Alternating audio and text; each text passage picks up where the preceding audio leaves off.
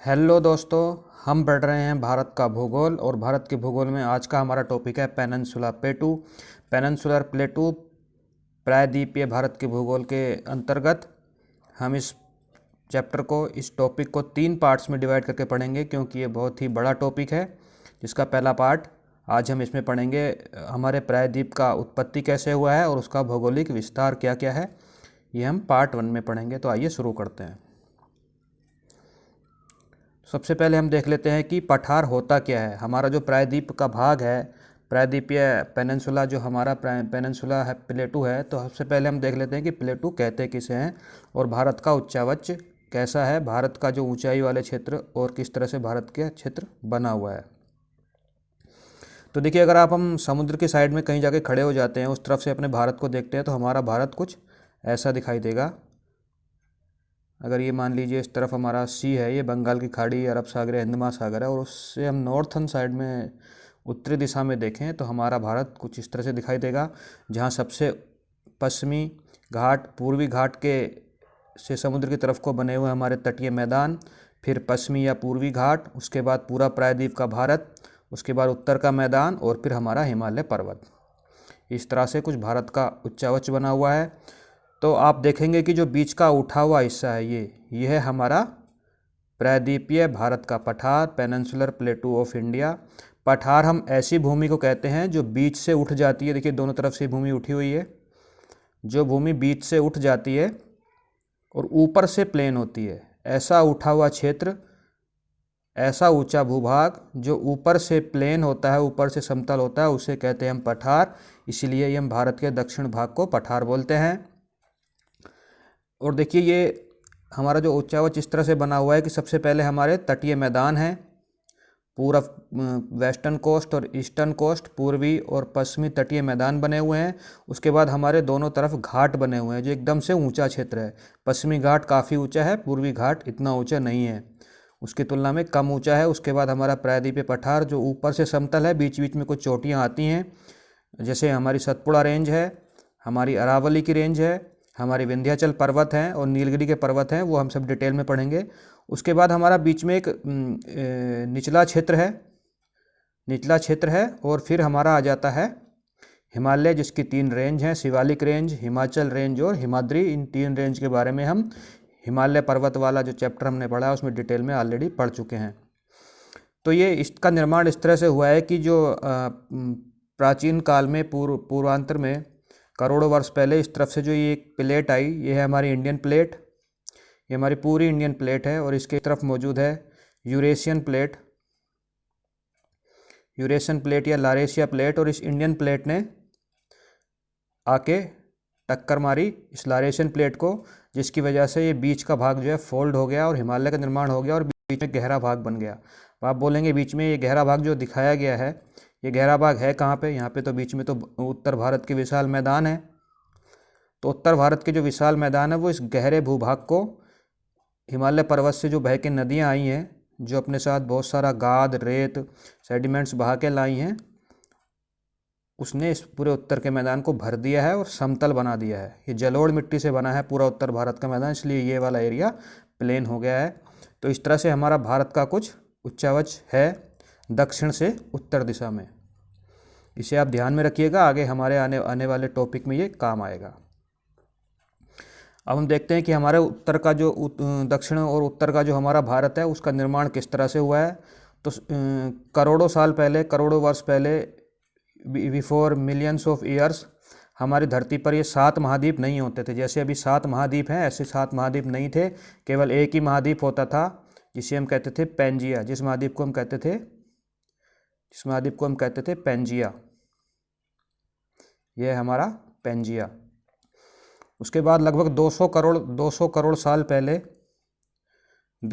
साल पहले पैंजिया 2 भागों में टूट गया। पैंजिया के 2 हिस्से हो गए। 2 हिस्से क्यों हो गए? Due to plate tectonics theory, plate विवर्तनिकी सिद्धांत। जब हम फिजिकल ज्योग्राफी पढ़ेंगे उसमें हम इसको डिटेल से पढ़ेंगे। अभी के लिए आप देख लीजिए कि पैंजिया के 2 भाग बीच से टूट के पैंजिया के 2 भाग हो गए। एक भाग बन गया अंगारा लैंड, दूसरा भाग बन गया गोंडवाना लैंड। जो अंगारा लैंड है वो अभी प्रेजेंट में जो हमारा नॉर्दर्न हेमिस्फीयर, उत्तरी गोलार्ध है, उसके जितने भी हमारे महाद्वीप हैं, जैसे यूरोप, एशिया और उत्तरी अमेरिका वो अंगारा लैंड का हिस्सा हैं। और जो दक्षिणी गोलार्ध में जितने भी हमारे महाद्वीप जो आते हैं, जैसे हमारा अफ्रीका आता है, ऑस्ट्रेलिया आता है, न्यूजीलैंड आता है, और हमारा भारत भी वहीं से आया है, ये गोंडवाना लैंड का हिस्सा है। फिर लगभग 120 करोड़ साल पहले गोंडवाना लैंड के भी कुछ टुकड़े हुए और उसमें से अफ्रीका टूट के अलग हो गया। गोंडवाना लैंड से अफ्रीका टूट के अलग हो गया और अफ्रीका से ऑस्ट्रेलिया और भारत 2 प्लेटें टूट के अलग हो गई। ऑस्ट्रेलिया और भारत भी अफ्रीका से टूट के अलग हो गए और अफ्रीका से टूट के ऑस्ट्रेलिया भारत अलग होने के बाद भारत का एक हिस्सा टूट के अफ्रीका महाद्वीप के पास में रह गया, जिसे हम कहते हैं मेडागास्कर। मेडागास्कर एक कंट्री है जो अपनी बायोडाइवर्सिटी के लिए जाना जाता है और उसी से टूट के आया हमारा वेस्टर्न घाट। तो हमारा वेस्टर्न घाट भी बायोडाइवर्सिटी के लिए जाना जाता है क्योंकि ये वहीं से टूटा हुआ हिस्सा है। तो मेडागास्कर से टूटने के बाद हमारा इंडियन प्लेट जो है इस तरह से ऊपर की तरफ प्रवाहित होती है। ऊपर की तरफ प्रवाहित होती है तो इसके सामने आता है एक सागर। तब तो ये अरब सागर नहीं रहा होगा, तब इस सागर को बोलते थे हम टैथिस सागर। इस सागर का क्या नाम था? इस सागर का नाम था टैथिस सागर। ये आपको पिक्चर में दिखाई दे रहा है, यह है टैथिस सागर। और हमारी इंडियन प्लेट मूव कर रही है नॉर्थ ईस्ट साइड में। नॉर्थ ईस्ट की तरफ को हमारी प्लेट मूव करेगी। तो नॉर्थ ईस्ट में क्या है? नॉर्थ साइड में, नॉर्थ हेमिस्फीयर में कौन सा लैंड था? अंगारा लैंड। और अंगारा लैंड भी 2 हिस्सों में टूट गया था, एक यूरोप वाला भाग, एक एशिया वाला भाग। और एशिया वाले भाग को हम कहते थे लारेशिया प्लेट। तो हमारा जो इंडियन प्लेट है वो जाके टकराती है लारेशिया से, जो एक अंगारा लैंड का हिस्सा है। तो जब ये प्लेट उस प्लेट से जाके टकराएगी तो या तो इस प्लेट को उस तरफ धकेल देगी या बैंड हो जाएगी, क्योंकि ये प्लेट बड़ी है आकार में, इस प्लेट को ढकेल नहीं पाएगी ये। तो ये प्लेट बैंड हो जाएगी। और बैंड भी कैसे होगी? देखिए ये हमारा जो भारत वाली प्लेट है, यहाँ से इस तरफ को नदियाँ बहती रही होंगी और अंगारा लैंड से भी इस तरफ को नदियाँ बहती रही होंगी, क्योंकि यहाँ पे समुद्र था। समुद्र का नाम था टैथिस सागर। तो नदियाँ जब बहेंगी तो अपने साथ में बहा के क्या लाएंगी?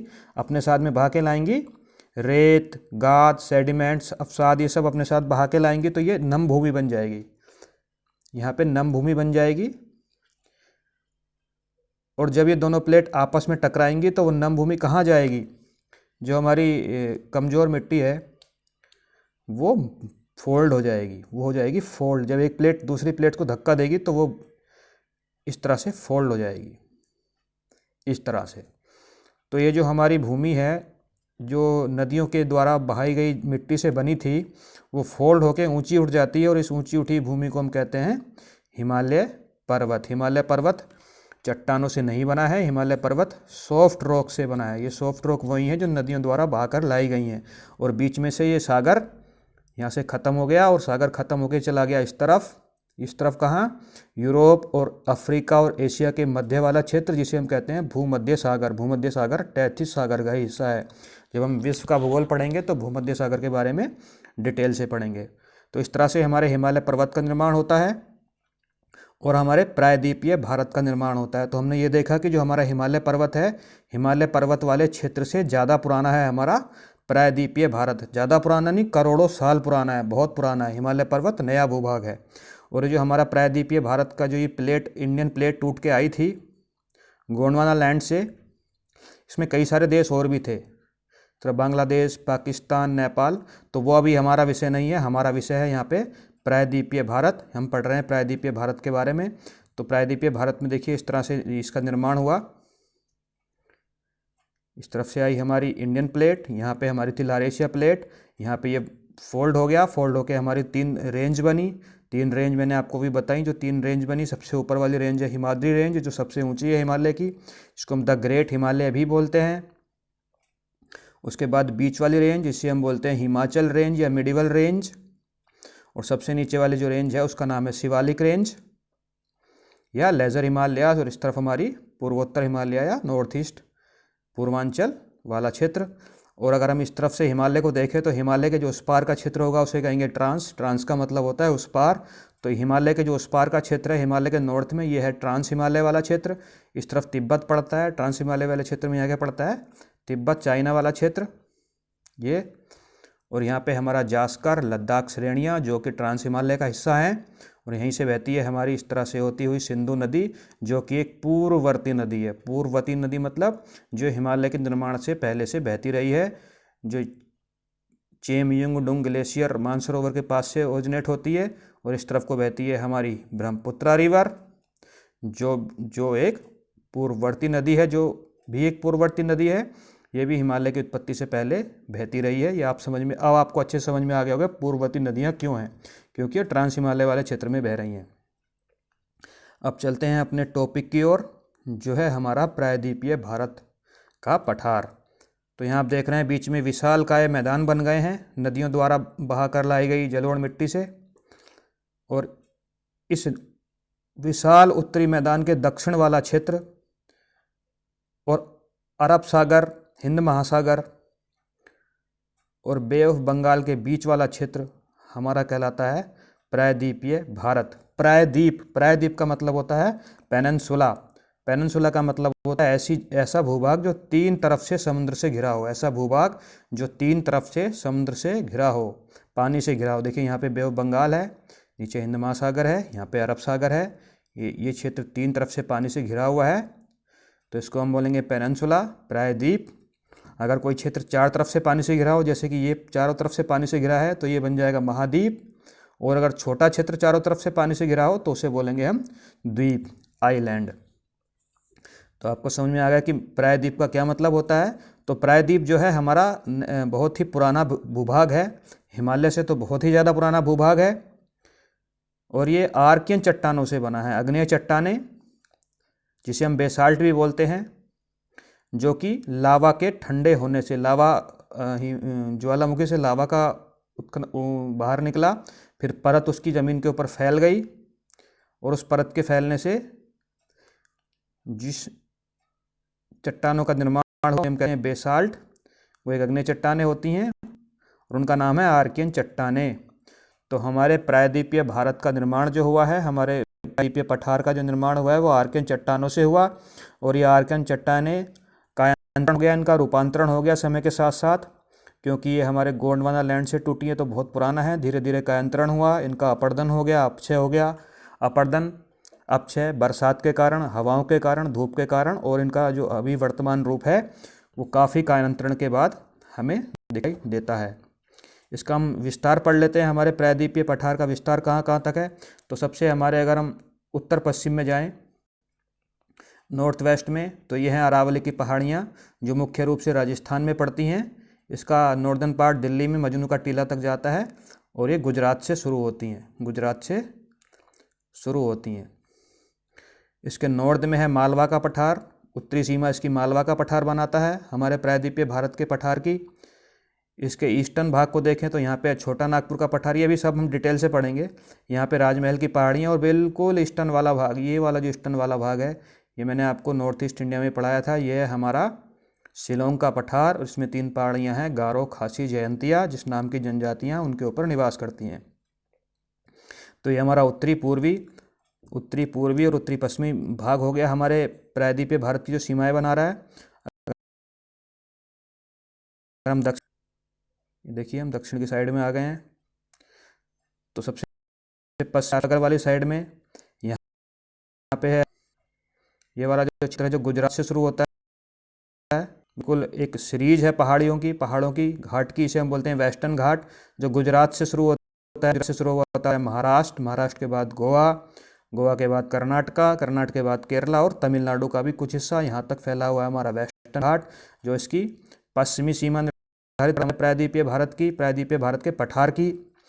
और पूर्व में हम देखें, पूर्व की साइड में हम देखें तो ऊपर से शुरू करते हैं। ऊपर यहाँ बंगाल में है हमारी अयोध्या की पहाड़ियाँ हैं, एक जगह अयोध्या की पहाड़ियों से शुरू होता है, पूरा उड़ीसा में पूर्वी घाट फैला हुआ है। उड़ीसा के बाद यहाँ पे आ जाता है हमारा आंध्र प्रदेश, तेलंगाना और तमिलनाडु। ये है हमारा पूर्वी घाट, ये है हमारा पश्चिमी घाट, ये इसकी पूर्वी और पश्चिमी सीमाएं बनाता है। और दक्षिण में ये दक्षिण की कुछ पहाड़ियाँ हैं। यहाँ पे सबसे दक्षिणतम पहाड़ियाँ कार्डमम हिल्स, और उसके ऊपर नीलगिरी की पहाड़ियाँ। ये हमारा प्रायद्वीपीय पठार का दक्षिण हिस्सा बनाता है। और जो हमें हरा क्षेत्र दिखाई दे रहा है, ग्रीन ग्रीन, ये चारों तरफ, इसको हम बोलते हैं तटीय मैदान, पश्चिम के तटीय मैदान और पूर्व के तटीय मैदान, western coastal plain, eastern coast. ये सब हम पूरी डिटेल से पढ़ेंगे इसको, आप मेरे साथ बने रहिए। कोई भी ऐसा टॉपिक, कोई भी ऐसा सवाल नहीं होगा जो आपको समझ में ना आएगा और एग्ज़ाम में आप छूट जाएगा। सब कुछ हम डिटेल से पढ़ेंगे, आप मेरे साथ बस बने रहिए। तो जो हमारा प्रायद्वीपीय पठार है, इसको एक नदी यहाँ पे बहती है, जिस नदी का नाम है नर्मदा नदी। क्या नाम है उस नदी का? नर्मदा नदी। नर्मदा नदी कहाँ बहती है? नर्मदा नदी यहाँ पे मध्य प्रदेश में जो अमरकंटक का पर्वत है, मैंने आपको ये गंगा नदी सिस्टम में पढ़ाया था। अमरकंटक से दो नदियाँ निकलती हैं, एक है सोन नदी जो उत्तर दिशा में प्रवाहित होती है, और दूसरी है हमारी नर्मदा नदी जो अरब सागर की तरफ प्रवाहित होती है। तो नर्मदा नदी हमारे प्रायद्वीपीय पठार को दो हिस्सों में बांट देती है, एक दक्षिण वाला हिस्सा, एक इस तरफ वाला हिस्सा। नर्मदा नदी हम बना लेते हैं नर्मदा नदी। तो नर्मदा नदी दो हिस्सों में बांट देती है, एक जो नीचे वाला हिस्सा रह जाता है, इसे हम कहते हैं, नीचे वाले हिस्से को दक्कन का पठार या दक्कन ट्रैप प्लेटू। इसके भी कई छोटे छोटे भाग हैं जो हम डिटेल से पढ़ेंगे। और ऊपर वाला भाग जो हमारा भारत का मध्य क्षेत्र है, सेंट्रल पार्ट है, इसे हम कहते हैं सेंट्रल हाईलैंड या मध्य में उठी हुई भूमि, मध्य उठी हुई भूमि या सेंट्रल हाईलैंड। इसको भी कई सारे पार्ट्स में भागों में बांटा जाता है, वो भी हम डिटेल से जानेंगे।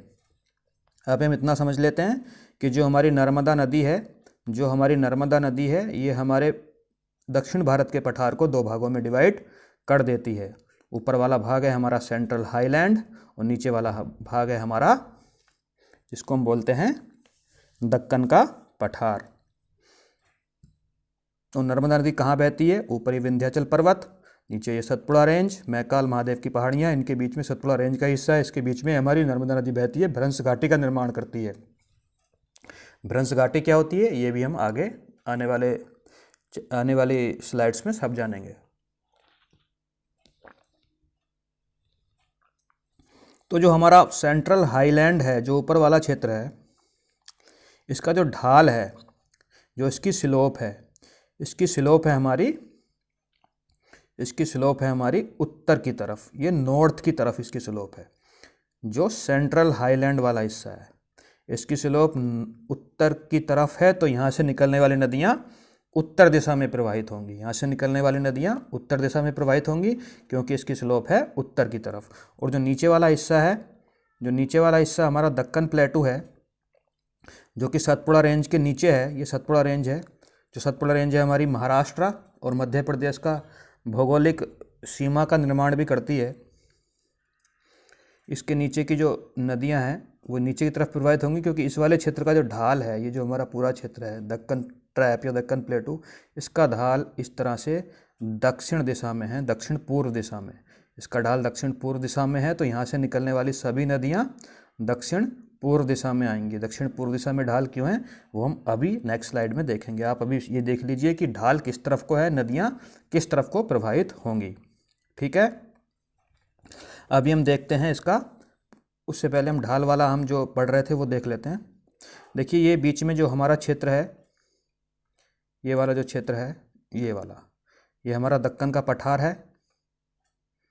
जो भी आपने देखा, ये हमारा है वेस्टर्न घाट, ये है हमारा ईस्टर्न घाट। ईस्टर्न घाट वेस्टर्न घाट की तुलना में नीचे है और इसीलिए ये स्लोप इस तरह से है। सारी की सारी नदियाँ वेस्टर्न घाट से, जो हमारी प्रायद्वीप की नदियाँ हैं, वेस्टर्न घाट से ओरिजिनेट होती हैं, वेस्टर्न घाट के आसपास से ओरिजिनेट होती हैं और इस तरह से अरब सागर में आके, बे ऑफ बंगाल में आके गिर जाती हैं। कुछ ही नदियाँ हैं जो बिल्कुल यहाँ से ओरिजिनेट हो रही हैं, छोटी छोटी नदियाँ हैं जो अरब सागर में जा रही हैं। तो अगर आप यहाँ पे खड़े हो जाएं इस वाले एरिया में, ये वाला एरिया कौन सा होगा? जैसे आप समझ लीजिए पुणे वाला एरिया है या महाराष्ट्र में बेंगलोर वाला, कर्नाटक में बेंगलोर वाला एरिया, वहाँ से खड़े होकर देखेंगे तो आपको लगेगा कि पश्चिमी घाट की हाइट जो है ज़्यादा नहीं है, इतना ज़्यादा हाइट वाला एरिया नहीं है।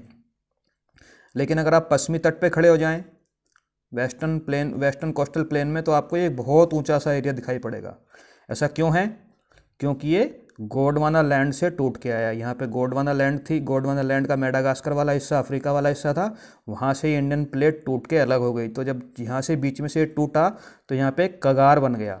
तो कगार बनने के कारण एकदम से खड़ी हाइट हमें यहाँ दिखाई देती है, एकदम से ऊंची स्लोप, खड़ी हाइट दिखाई देती है, इसलिए ये वाला क्षेत्र ऊंचा है। और यहाँ पे तो यहाँ ये क्षेत्र कहीं से टूटा ही नहीं है, तो यहाँ पे पहले से ही ढाल रहा होगा, पहले से ही समुद्र रहा होगा, तो इस तरफ को स्लोप ऑलरेडी बनी हुई है। बस यहाँ पे छोटी छोटी पहाड़ियाँ हैं, इसलिए पूर्वी घाट की जो हाइट है वो पश्चिमी घाट की तुलना में बहुत कम है। और इस पूर्वी घाट की जो हाइट है, इसको भी इधर से बहने वाली नदियों ने काट छाँट दिया है, तोड़ दिया है, इसलिए जो हमारा पूर्वी घाट है वो लगातार नहीं है, कटा छटा टूटा फूटा है, जबकि पश्चिमी घाट हमारा लगातार है, कंटिन्यूअस है। और स्लोप इस तरह से, इसलिए नदियाँ जो हैं वो दक्षिण पूर्व दिशा में प्रवाहित होती हैं। जो हमारा मुंबई, ये हमारा मुंबई जो पश्चिमी घाट में पश्चिमी तट पे बना हुआ है, इधर हमारा चेन्नई मैंने दिखाया है जो हमारा पूर्वी घाट में स्थित है। वेस्ट टू ईस्ट ये हमारी स्लोप है। ये आपके समझ में आ गया होगा कि स्लोप ऐसे क्यों हैं और हमारी नदियाँ वेस्टर्न घाट से निकल के पूर्वी घाट की तरफ क्यों जाती हैं। हम पीछे वाली स्लाइड में जाते हैं। देखिए ये जो अभी हमने पढ़ा सेंट्रल हाईलैंड, इसको ध्यान से देखिएगा, यहाँ से क्वेश्चन एग्जाम में आएंगे कि कौन सा प्लेटू कहाँ स्थित है, और उस प्लेटू के बारे में भी अभी मोटी मोटी जानकारी लेंगे। उसके बाद एक एक प्लेटू को डिटेल से पढ़ेंगे। जब हम ये हमारा इंडियन ज्योग्राफी वाला पूरा सिलेबस जब हमारा ख़त्म हो जाएगा तो आपके पास एक भी क्वेश्चन ऐसा नहीं बचने वाला है जो आपको ना आता हो। पूरी पिक्चर आपकी आंखों के सामने चलेगी इंडियन ज्योग्राफी की।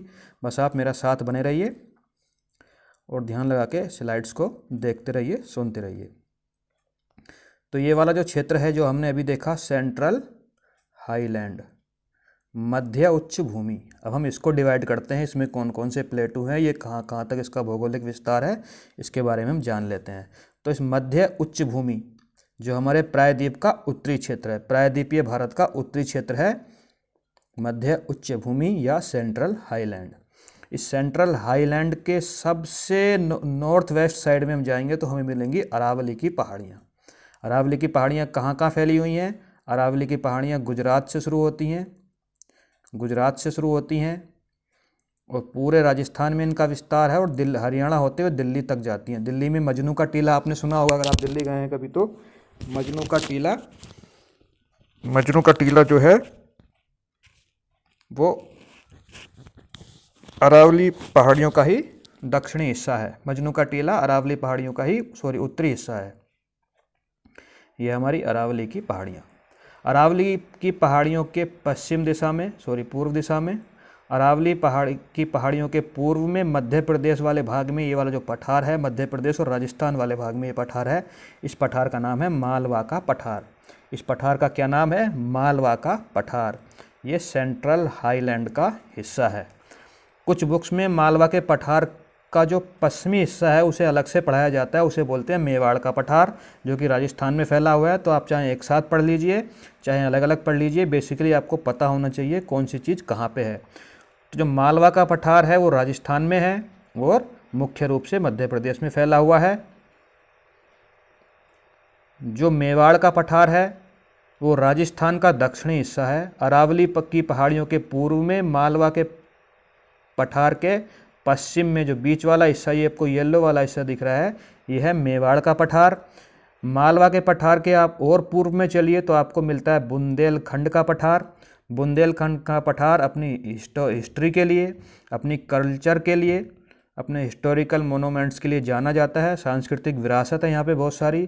ये कहाँ कहाँ फैला हुआ है? ये देखिए मुख्य रूप से मध्य प्रदेश वाले क्षेत्र में। उसके बाद उत्तर प्रदेश का दक्षिण वाला हिस्सा जो है ललितपुर, झांसी, मिर्ज़ापुर वाला क्षेत्र, ये हमारा आता है बुंदेलखंड का क्षेत्र। बुंदेलखंड के क्षेत्र के और पूर्व में आप चलेंगे तो आपको मिल जाएगा बघेलखंड। क्या नाम है इसका? बघेलखंड। बघेलखंड कहाँ फैला हुआ है? बघेलखंड मुख्य रूप से मध्य प्रदेश का पूर्वी हिस्सा, उत्तरी पूर्वी हिस्सा, उत्तर प्रदेश का भी चित्रकूट वाला हिस्सा और हमारे छत्तीसगढ़ का उत्तरी हिस्सा, ये 3 स्टेट्स में मुख्य रूप से फैला हुआ है। मेन ये मध्य प्रदेश में ही है। इसका क्या नाम है? इसका नाम है बघेलखंड। ये सारे पठार आप याद रखिएगा। ये आगे आने वाले टॉपिक्स में जो हम नदियाँ पढ़ेंगे, मिनरल्स पढ़ेंगे, फसलें पढ़ेंगे, मिट्टी पढ़ेंगे, इनका नाम बार बार आएगा। तो ये आपको ये अच्छी तरह से याद कर लेना है। बघेलखंड, ऊपर था बुंदेलखंड। उसके आगे जब हम और ईस्ट साइड में चलेंगे तो हमारा आता है छोटा नागपुर का प्लेटू। मोस्ट इंपॉर्टेंट प्लेटू है ये छोटा नागपुर का प्लेटू। कुछ बुक्स में इसको ईस्टर्न प्लेटू में भी पढ़ाया जाता है, कुछ बुक्स में इसको सेंट्रल हाईलैंड में भी पढ़ाया जाता है। आप कहीं भी पढ़ लीजिए, लेकिन आपको पता होना चाहिए कि छोटा नागपुर का प्लेटू कहाँ है। छोटा नागपुर का प्लेटू मुख्य रूप से झारखंड में फैला हुआ है। झारखंड में फैला हुआ है। कुछ हिस्सा इसका छत्तीसगढ़ और कुछ हिस्सा उड़ीसा में भी आता है। छोटा नागपुर का प्लेटू को हम Ruhr Pradesh of India, Bharat का रूर प्रदेश भी कहते हैं। मोस्ट इंपॉर्टेंट क्वेश्चन, रूर प्रदेश क्या होता है? देखिए यूरोप में 2 नदियां हैं। यूरोप में 2 नदियां हैं, एक है रूर, एक है राइन। जर्मनी से होके बहती हैं, और उस क्षेत्र को हम बोलते हैं रूर प्रदेश, जहाँ पे बहुत सारा खनिज पाया जाता है। जैसे वहाँ पे बहुत सारा खनिज पाया जाता है, ऐसे ही छोटा नागपुर में भी बहुत सारा खनिज पाया जाता है, इसलिए इसको हम कहते हैं Ruhr Pradesh of India, Bharat का रूर प्रदेश। इसके बिल्कुल बीचों बीच से एक नदी बहती है, बताइए उस नदी का क्या नाम है? उस नदी को हम बंगाल का शोक भी कहते थे। यस, उस नदी का नाम है दामोदर। दामोदर इस पठार को दो भागों में बांट देती है। जो ऊपर वाला हिस्सा रह जाता है, ये वाला हिस्सा, इसे हम कहते हैं हजारीबाग का पठार, और जो नीचे वाला हिस्सा है इसे हम कहते हैं रांची का पठार। हजारीबाग का पठार, रांची का पठार, यहाँ से बहती है दामोदर नदी। दामोदर नदी जब हम भारत की नदियाँ पढ़ेंगे तो डिटेल से पढ़ेंगे, अभी अब इतना समझ लीजिए कि दामोदर नदी छोटे नागपुर के पठार को दो हिस्सों में बांट देती है। ऊपर वाला हिस्सा है हमारा हजारीबाग का पठार, नीचे वाला हिस्सा है हमारा रांची का पठार। और दामोदर नदी को बंगाल का शोक भी कहते थे, क्योंकि इस क्षेत्र में बहुत ज़्यादा बरसात होती है, सारे तूफान चक्रवात भी आके यहीं बारिश करते हैं, तो सारा पानी दामोदर में ही जाता है। और दामोदर में जब पानी जाएगा तो यहाँ पे बाढ़ आएगी, तो इसे बंगाल का शोक कहते थे। लेकिन अभी दामोदर पे बना दी गई है दामोदर नदी घाटी परियोजनाएं, जिससे बिजली बनती है, सिंचाई भी होती है, और बहुउद्देशीय परियोजनाएं हैं, मल्टीपर्पज़ परियोजनाएं हैं ये, जिसके कारण अब ये जो दामोदर नदी है, जो कभी बंगाल का शोक होती थी, अब वो बन गई है लाइफलाइन ऑफ बंगाल। जो शोक था अब वो लाइफलाइन बन गया है, इसे कहते हैं हम विकास, डेवलपमेंट। तो हम कह सकते हैं कि मेरा भारत बदल रहा है। यहाँ तक हमने देख लिया। जो हमारा मध्य भाग है, सेंट्रल हाईलैंड, मध्य उच्च भूमि, उसका जो दक्षिण हिस्सा है, जो दक्षिण साउथर्न पार्ट है, साउथर्न मोस्ट पार्ट, वो ये पहाड़ियाँ हैं, ये वाली पहाड़ियाँ आप देखिए, ये पहाड़ियाँ, इन पहाड़ियों को हम बोलते हैं, क्या बोलते हैं? विंध्याचल पर्वत। विंध्याचल पर्वत दक्षिण सीमा बनाता है सेंट्रल हाईलैंड की, और विंध्याचल पर्वत और सतपुड़ा पर्वत के बीच से ही बह रही थी हमारी नर्मदा नदी। नदियों वाले चैप्टर में हम पूरा डिटेल से पढ़ेंगे, जो इसका पार्ट 3 बनेगा। जो हमारा प्रायद्वीपीय भारत का पार्ट 3 है, वो नदियों पे रहेगा। उसके बाद हम चलते हैं नीचे की तरफ, ये वाला हिस्सा ध्यान से समझिएगा। इस वाले हिस्से को भी, यहाँ से भी क्वेश्चन आएंगे आगे हम जब इसको डिटेल से पढ़ेंगे इस पूरे क्षेत्र को, तो इन पठार के नाम बार बार आएंगे, इसलिए इन पठारों के बारे में आपको पता होना चाहिए। कौन सा पठार कहाँ, कौन से क्षेत्र में स्थित है, और उसकी स्लोप क्या है, वहाँ पे कौन से राज्य हैं, एक्सेट्रा एक्सेट्रा, वो जो हम भी देख रहे हैं। तो जो हमारे त्रिभुजाकार जो आपको दिख रहा है, ट्रायंगल दिख रहा है, ये वाला ट्रायंगल, जिसको थोड़ा सा और ऊपर कर लेते हैं, अभी सही से दिख रहा है। ये जो ट्रायंगल हमारा बन गया, ये ट्रायंगल है हमारा दक्कन का पठार, दक्कन ट्रैप। ट्रैप क्या होता है? What is trap? देखिए, जैसा मैंने आपको बताया कि जो ये हमारा पठार है, इस पठार का निर्माण हुआ है लावा की मिट्टी का, लावा को ठंडा होने से जो मिट्टी बनी है, बेसाल्ट बना है, उसी से इसका निर्माण हुआ है। तो ट्रैप का मतलब होता है, देखिए ये लावा यहाँ पे फैल गया, ज्वालामुखी विस्फोट के बाद ठंडा हुआ, एक लेयर बन गई, बेसाल्ट बना, एक लेयर बन गई। उसके बाद फिर से कालांतर में ज्वालामुखी का विस्फोट हुआ, फिर से ज्वालामुखी का विस्फोट होगा तो लावा फिर से यहीं फैलेगा, दूसरी परत बन गई, ठंडी हुई, फिर उसके ऊपर जीवाश्म जमा हुए, फिर से एक बार ऐसे, फिर से एक बार मान लीजिए हमारा ज्वालामुखी का विस्फोट हुआ, फिर से एक लेयर बन गई। तो ऐसी कई सारी लेयर बनी हुई हैं। ये जो लेयर हमारी कई सारी लेयर निर्मित हो रही हैं लावा के ठंडे होने से, इन्हें हम कहते हैं ट्रैप। ट्रैप मतलब बहुत सारी लेयर से निर्मित। तो ये हमारा क्षेत्र जो है, ये बहुत सारी लावा की लेयर से बना है, कई सारी लेयर्स हैं इसमें, जो लावा ठंडा हुआ है, इसलिए हम ट्रैप भी कहते हैं। ट्रैप का मतलब आपके समझ में आ गया, इसलिए हम इसको ट्रैप भी कहते हैं। दक्कन ट्रैप, दक्कन का पठार। तो दक्कन के पठार को हम अब विभाजित कर लेते हैं, इसको पार्टीशन कर लेते हैं कि इसमें कौन कौन से क्षेत्र पड़ते हैं। तो देखिए, सबसे पहले इसमें पड़ता है सबसे ऊपर वाला जो नॉर्दर्न पार्ट है।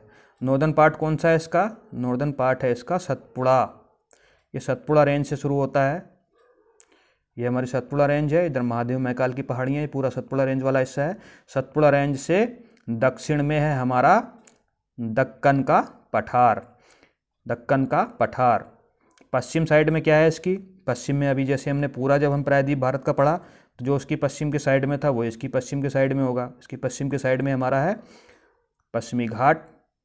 पश्चिमी घाट इसका पश्चिमी सीमा निर्धारित करता है, ईस्टर्न घाट इसकी ईस्टर्न सीमा निर्धारित करता है, और नीचे हमारी पहाड़ियाँ, दक्षिण की पहाड़ियाँ दक्षिण वाली सीमा बनाती हैं। किसकी? डेक्कन के पठार की, डेक्कन ट्रैप की। तो इस वाले डेक्कन ट्रैप में कौन कौन से पठार आते हैं? सबसे पहले इसमें आता है महाराष्ट्र का पठार।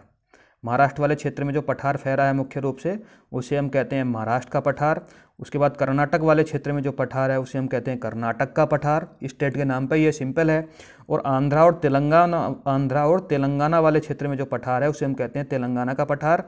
पहले ये आंध्रा और तेलंगाना एक ही स्टेट होते थे, तो आप इसे आंध्रा का पठार या तेलंगाना का पठार कुछ भी बोल सकते हैं अपनी सहूलियत के हिसाब से, जो आपको ठीक लगे।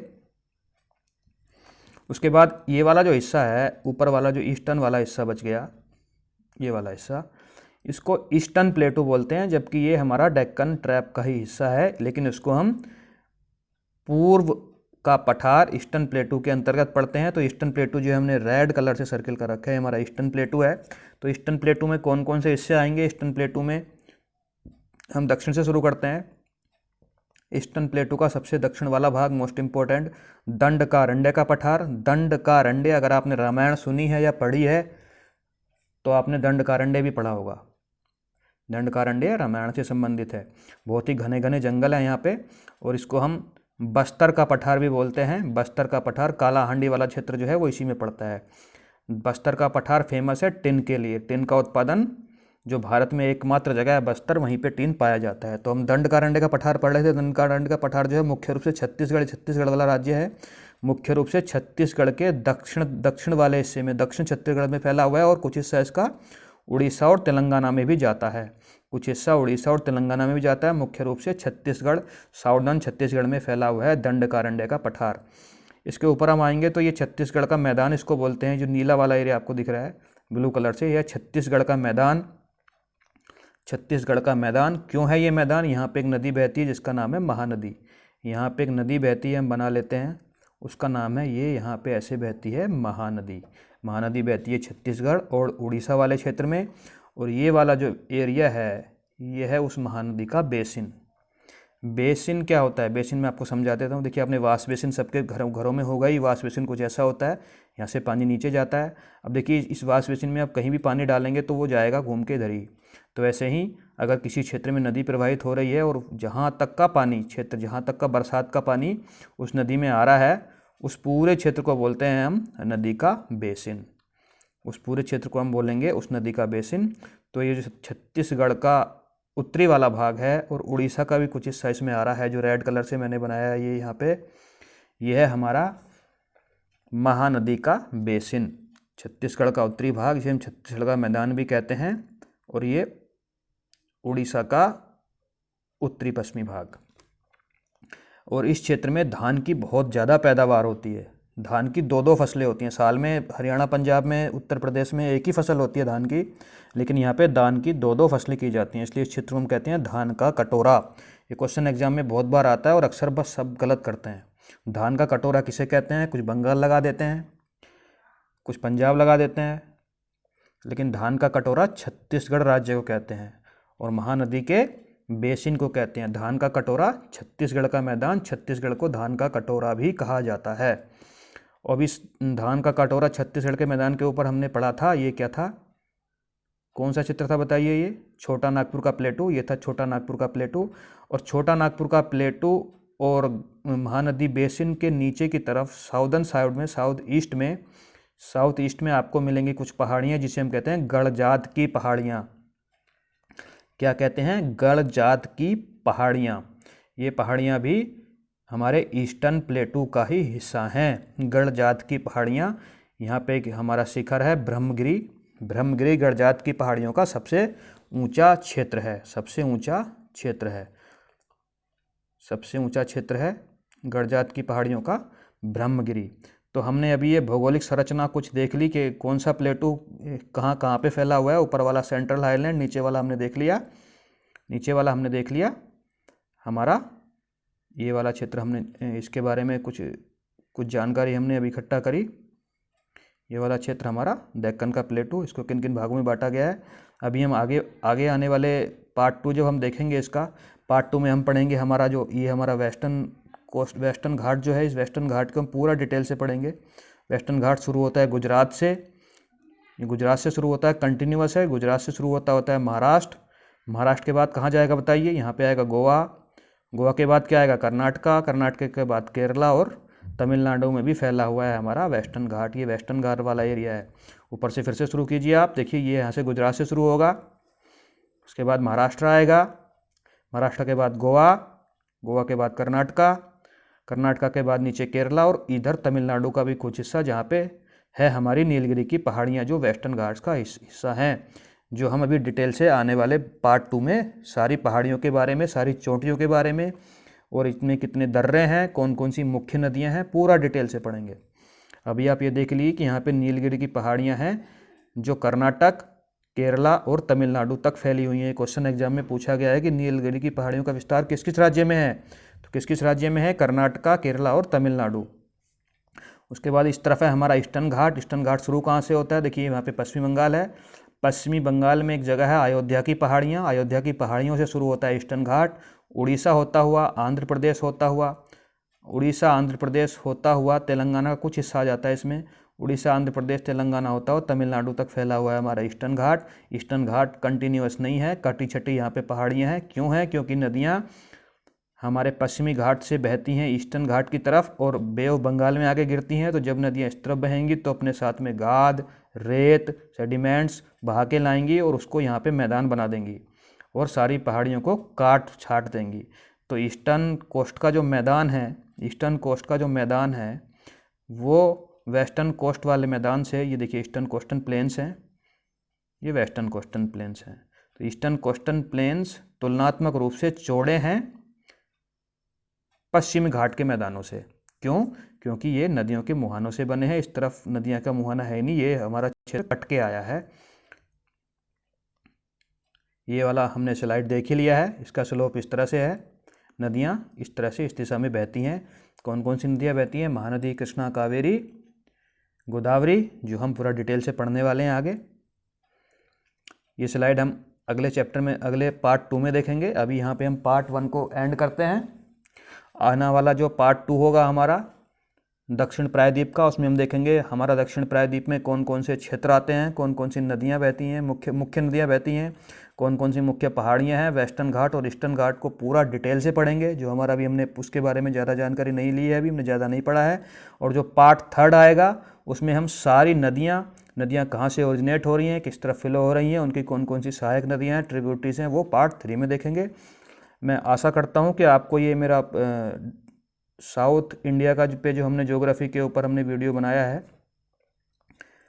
दक्षिण भारत का पठार, अच्छा लगा होगा। अच्छा लगा हो तो लाइक, शेयर एंड कमेंट्स, और देखने के लिए बहुत बहुत धन्यवाद। जय हिंद, जय भारत।